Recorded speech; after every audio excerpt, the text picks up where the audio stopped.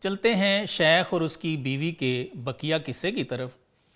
بیوی نے شیخ کی اتنی باتیں تو سنی لیکن وہ ابھی بھی اپنی بات پر اصرار کرتی جا رہی تھی۔ آئیے اگلا قصہ بھی مولانا کی زبان سے ہی جانتے ہیں۔ مولانا لکھتے ہیں کہ بیوی نے کہا، گفت پس چوں رحم داری برہما، ہم چو پانی بگردے رما۔ بیوی نے کہا کہ اچھا، جب تم ہم سب پر رحم رکھتے ہو تو گویا تم ہمارے اس ریوڑ کے گڈریے ہو۔ چوں گواہ رحم اشک دید ہاست، دیدہ تو بے نمو گریا چراست۔ بیوی نے مزید کہا کہ جب آنکھوں کے آنسو رحم کے گواہ سمجھے جاتے ہیں تو پھر تمہاری آنکھیں آنسوؤں اور گریا سے خالی کیوں ہیں؟ مولانا لکھتے ہیں، شیخ دانا ازیں تابش گرم شد، در سخن یک بارہ بے آزرم شد۔ یعنی فرماتے ہیں کہ عقل مند شیخ بیوی کے غصے سے گرما گئے اور بات کرنے میں یک بارگی بے قابو ہو گئے۔ رو بزن کرد و بگفتش اے عجوز، خود نہ باشد فصل دے ہم چو تموز۔ شیخ نے بڑھیا کی طرف منہ کیا اور فرمایا، سردی کا موسم گرمی کے موسم جیسا نہیں ہوتا۔ اس سے مراد یہ تھا کہ میری اور تمہاری حالت میں اتنا فرق ہے جتنا گرمی اور سردی کے موسم میں ہوتا ہے۔ یعنی میری اور تمہاری حالت میں شیخ فرمانا چاہ رہے ہیں زمین آسمان کا فرق ہے۔ وہ کیسے جی؟ شیخ نے فرمایا، جملہ گر مرداند ایشاں و رہے اند، غائب و پنہاں از چشم دل کے اند۔ یعنی شیخ نے فرمایا کہ وہ سب بچے خواہ وہ مردہ ہوں یا زندہ، دل کی آنکھ سے غائب اور پوشیدہ کہاں ہیں؟ من چو بینم شاہ معین پیش خیش، از چیرو رورا کنم ہم چو تو ریش۔ فرمایا جب میں ان کو اپنے سامنے مجسم دیکھتا ہوں تو کس وجہ سے تیری طرح چہرے کو زخمی کروں؟ گرچہ بیرون اند از دور زماں، با من اند و گرد من بازی کنا۔ شیخ نے فرمایا کہ اگرچہ وہ زمانے کے چکر سے باہر نکل گئے ہیں لیکن وہ میرے ساتھ ہیں، میرے آس پاس کھیل رہے ہیں۔ گریا از ہجراں بود یا از فراق، با عزیزانم وصال است و اناق۔ شیخ نے فرمایا کہ رونا دھونا تو ہجر و فراق کی وجہ سے ہوتا ہے، لیکن میرا تو میرے پیاروں کے ساتھ وصال بھی ہے اور معانقہ بھی ہے۔ یعنی شیخ نے فرمایا کہ رونا دھونا تیرا کام ہے، میں انہیں مراقبے میں دیکھ بھی لیتا ہوں اور معانقہ بھی کر لیتا ہوں۔ خلق اندر خواب می بیند شاں، من بے بیداری ہمی بین میاں۔ شیخ نے مزید فرمایا کہ لوگ مرنے والوں کو خواب میں دیکھتے ہیں لیکن میں ان کو بیداری میں بھی اچھی طرح دیکھ لیتا ہوں۔ اب وہ شیخ محترم طریقہ بھی بتاتے ہیں کہ یہ کام میں کیسے کرتا ہوں۔ فرماتے ہیں، ازیں جہاں خود را دمے پنہا کنم، برگے حسرا از درخت افشاں کنم۔ یعنی فرماتے ہیں کہ میں اپنے آپ کو اس جہان سے کبھی غائب کر دیتا ہوں اور حواس کے پتوں کو درخت سے جاڑ دیتا ہوں۔ یہ مراقبے کی تعلیم کی طرف اشارہ ہے۔ اب مولانا اس غیبت و حضور پر روشنی ڈالتے ہیں اور لکھتے ہیں، حس اسیر عقل باشد اے فلاں، عقل اسیر روح باشد ہم بداں۔ یعنی فرماتے ہیں کہ حواس عقل کے غلام ہیں اور عقل روح کی غلام ہے۔ دست بستہ عقل را جاں باز کرد، کار ہائے بستہ را ہم ساز کرد۔ مولانا فرماتے ہیں کہ روح دست بستہ عقل کو آزاد کراتی ہے اور الجھے ہوئے کاموں کو سلجھاتی ہے۔ یعنی حضرت یہ فرماتے ہوئے نظر آتے ہیں کہ پہلے عقل حواس کو قابو کرتی ہے اور پھر روح عقل کو بھی مزمحل کر دیتی ہے، تب کہیں جا کے مراقبہ کھلتا ہے کسی کا۔ اب مولانا مادی حواس سے لے کر مراقبے کی اس منزل تک، جس کے بارے میں اس شیخ نے فرمایا کہ میں اس میں اپنے مرے ہوئے بچوں کو بھی دیکھ لیتا ہوں اور ان سے معانقہ بھی کر لیتا ہوں، مولانا اس کا پورا پروسیس سمجھاتے ہیں۔ مولانا ایک مثال دیتے ہیں اور عقل کو نہر کے صاف پانی سے تشبیہ دیتے ہیں اور حواس کو اس نہر کے اوپر آنے والا کوڑا کرکٹ فرماتے ہیں۔ عقل انسانی ان حواس کو کیسے قابو میں لاتی ہے؟ مولانا لکھتے ہیں، حسہا و اندیشہ بر آب صفا، ہم چو حسب گرفتہ روئے آبرا۔ یعنی فرماتے ہیں کہ حواس اور اندیشے عقل کے صاف پانی پر ایسے چھا جاتے ہیں جیسے نہر کے پانی کی سطح کو تنکے گھیر لیتے ہیں۔ دستے عقل آں خس بیکسو می برد، آب پیدا می شود پیش خرد۔ مولانا فرماتے ہیں کہ عقل کا ہاتھ اس کوڑے کرکٹ کو ایک طرف ہٹاتا ہے تو عقل کے سامنے پانی کھل جاتا ہے۔ چونکہ دستے عقل نہ کشاید خدا، خس فزائد از ہوا بر آب ما۔ مولانا فرماتے ہیں کہ جب تک اللہ تعالیٰ عقل کے ہاتھ کو نہ کھولیں، فرماتے ہیں ہماری عقل کے پانی پر حواس اور اندیشوں کا کوڑا کرکٹ بڑھتا رہتا ہے۔ آبرا ہر دم کند پوشیدہ او، آ ہوا خنداں و گریاں عقلے تو۔ مولانا فرماتے ہیں کہ ہمارے حواس اور اندیشے ہر وقت ہماری عقل کے پانی کو چھپائے رکھتے ہیں، اور حواس کی ہوا مسکراتی ہے، تیری عقل روتی رہتی ہے۔ ہم سب کا یہی حال ہے کہ خواہشات نفس کے کوڑا کرکٹ یا گندگی نے ہماری عقلوں کے نور کو چھپا دیا ہوا ہے۔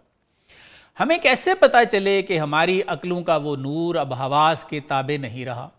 مولانا لکھتے ہیں چونکہ تقوی بست دو دستے ہوا، حق کو شاید ہر دو دستے عقل را۔ فرماتے ہیں کہ جس دن تقوی اور پرہیزگاری نے ہوا و ہوس کے دونوں ہاتھ باندھ دیے نا، فرماتے ہیں اس دن سمجھ لینا کہ اللہ تعالیٰ نے تیری عقل کے دونوں ہاتھ کھول دیے۔ اگلے شعر میں تو اس کو مزید واضح فرماتے ہیں، اور کیا لکھتے ہیں؟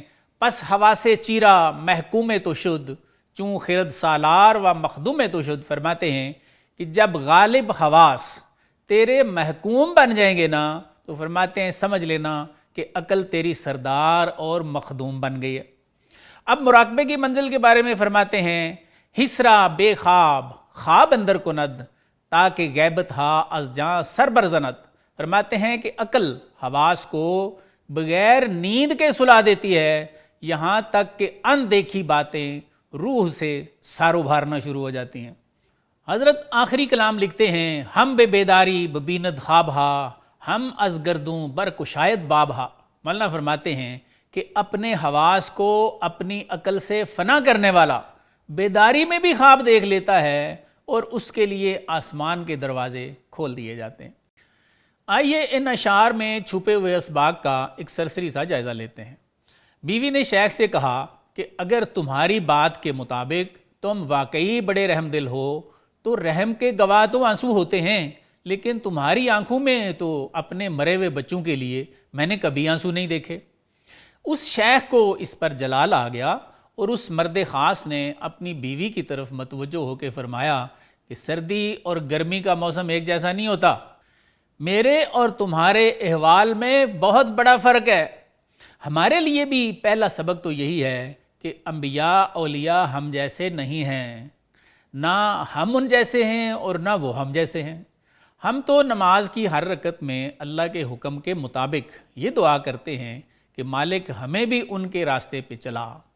مولانا پچھلی قوموں کے عذابوں کا تذکرہ کرتے ہوئے فرماتے ہیں ہم سری با انبیاء برداشتند، اولیاء را ہم چوں خود پنداشتند۔ فرماتے ہیں کہ وہ جن پر اللہ نے عذاب بھیجے ہیں نا، ان کا گناہ یہ تھا کہ انبیاء کے ساتھ برابری کا دعویٰ کرتے اور اولیاء کو بھی اپنے جیسا خیال کرتے۔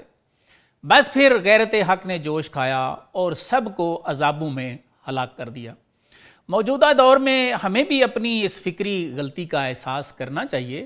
اب انبیاء تو ختم ہو گئے ہیں، لیکن چند لوگ انہی معذبین والا رویہ اولیاء و صالحین کے ساتھ رکھتے ہیں۔ کچھ لوگ انہیں اپنے جیسا سمجھتے ہیں، اور کچھ ان کو کافر و مشرک قرار دیتے ہیں۔ سورہ النساء میں جہاں انعمت علیہم کا ذکر ہے، صالحین چوتھے نمبر پر ہیں۔ اگر یہ ہم جیسے ہیں یا معاذ اللہ کافر و مشرک ہیں، تو کیا اللہ ہمیں نماز میں کافروں اور مشرکوں کے راستے پہ چلنے کی دعا کا حکم دے رہے ہیں؟ اور پھر ہم سب نماز کی ہر رکعت میں یہ دعا کرتے بھی ہیں، لیکن جیسے ہی نماز سے فارغ ہوتے ہیں تو ہم میں سے کچھ نہ تو اولیاء و صالحین کو مانتے ہیں، اور نہ ہی جو ان کو مانتے ہیں ان کو مسلمان سمجھتے ہیں۔ دوسرا سبق ہمیں اس شیخ کی زبان سے اس وقت ملتا ہے جب اس نے اپنی بیوی سے فرمایا کہ میرے وہ بچے جو مر چکے ہیں وہ میری آنکھوں سے غائب نہیں ہیں، بلکہ وہ میرے سامنے کھیل رہے ہیں، میں ان سے معانقہ بھی کر لیتا ہوں۔ یہ مراقبے کی بات ہے۔ روح مر روحی کا راز ہے، اللہ کا نور ہے، ظاہری آنکھ سے تو اسے دیکھا ہی نہیں جا سکتا۔ جہاں تک مراقبے کا تعلق ہے تو ہمارے صوفیاء اس سلسلے میں بخاری شریف میں موجود حضرت ابو ہریرہ رضی اللہ عنہ کی ایک روایت، جسے حدیث احسان کے نام سے بھی یاد کرتے ہیں، سے استدلال کرتے ہیں کہ حضور صلی اللہ علیہ وآلہ وسلم نے ارشاد فرمایا کہ اللہ کی عبادت ایسے کرو کہ تم اسے دیکھ رہے ہو یا ایسے کہ وہ تمہیں دیکھ رہا ہے۔ اب ہم ظاہری آنکھوں سے تو اللہ کو نہیں دیکھ سکتے، لیکن یہاں پر ہمارے بعض صوفیاء لفظ اللہ کو دیکھتے رہنے کی مشق کی تعلیم دیتے ہیں، کیونکہ وہ لفظ اللہ کو اسم با مسمہ کہتے ہیں۔ حضرت سلطان باہو رحمۃ اللہ علیہ اسے تصور اسم اللہ ذات کہتے ہیں، اور آپ نے اس پر بہت کچھ لکھ رکھا ہے۔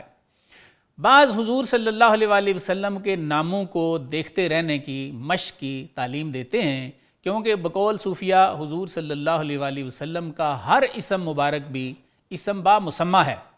میں اس کو تھوڑا سا اور واضح کر دیتا ہوں کہ یہ اسم با مسمہ سے کیا مراد ہے۔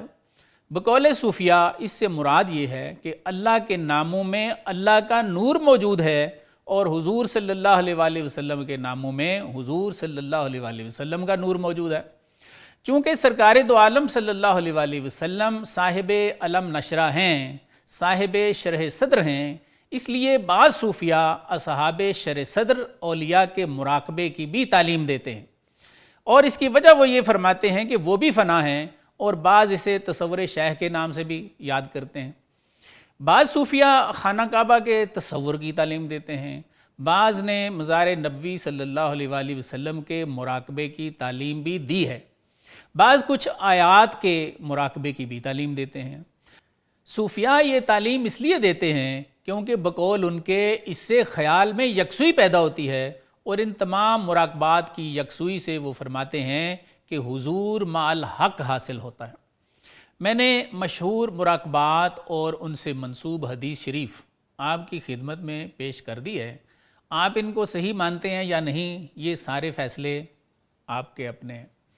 تاہم بقول صوفیاء اس مراقبے میں ان پر عالم روحانیت کھل جاتا ہے، جیسا کہ اس شیخ کے قصے میں ہے کہ اس نے اپنی بیوی سے فرمایا کہ میں اپنے بچوں کو مراقبے میں دیکھتا رہتا ہوں، اس لیے نہیں روتا۔ تیسرا ایک خاص راز جسے مولانا ہمارے لیے اشکار فرماتے ہیں، وہ اس مراقبے تک پہنچنے کا پروسیس ہے۔ بقول مولانا ہمارے حواس عقل کے تابع ہیں اور عقل روح کے تابع ہے۔ مولانا آج کے ان اشعار میں یہ درس دیتے ہوئے نظر آتے ہیں کہ پہلے عقل میں یہ بات آتی ہے کہ بندے کو اپنا تزکیہ نفس کرنا چاہیے، کیونکہ بقول مولانا جب تک بندے کا تزکیہ نفس نہیں ہوتا بندے پر عالم غیب بالکل نہیں کھلتا، بلکہ وہ ایک جانور جیسی زندگی بسر کرتا رہتا ہے۔ بقول مولانا بحر العلوم جب تقویٰ ہماری حرص و ہوا کے دونوں ہاتھ باندھ دیتا ہے تو فرماتے ہیں عقل کے دونوں ہاتھ کھول دیے جاتے ہیں، یعنی فنائیت ہو جاتی ہے۔ پھر ایسے مسلمان کے بارے میں مولانا فرماتے ہیں کہ حسرا بے خواب خواب اندر کند تاکہ غیبت ہا از جاں سر برزند، یعنی فرماتے ہیں کہ ایسا شخص اپنے حواس کو بغیر نیند کے بھی سلا دیتا ہے، اس کیفیت میں چلا جاتا ہے، یہاں تک کہ ان دیکھی باتیں اس کی روح سے سر ابھارنا شروع ہو جاتی ہیں۔ ہم بے بیداری ببیند خواب ہا ہم از گردوں برق شاید باب ہا، اور فرماتے ہیں کہ ایسا شخص بیداری میں بھی خواب دیکھ لیتا ہے اور آسمان کے دروازے اس کے لیے کھل جاتے ہیں۔ بقول صوفیہ بعض لوگ اولیاء ہوتے ہیں، خواب میں اللہ تعالیٰ ان کو الہام دیتے ہیں، لیکن فرماتے ہیں کہ اللہ تعالیٰ جن کو یہ قوت دے دیتے ہیں جن کا ہم نے ابھی تذکرہ کیا ہے کہ ان کے مراقبے میں ان کی حالت بیداری میں بھی ان پر عالم غیب کا ظہور ہوتا ہے، فرماتے ہیں ایسے لوگ خال خال ہوتے ہیں۔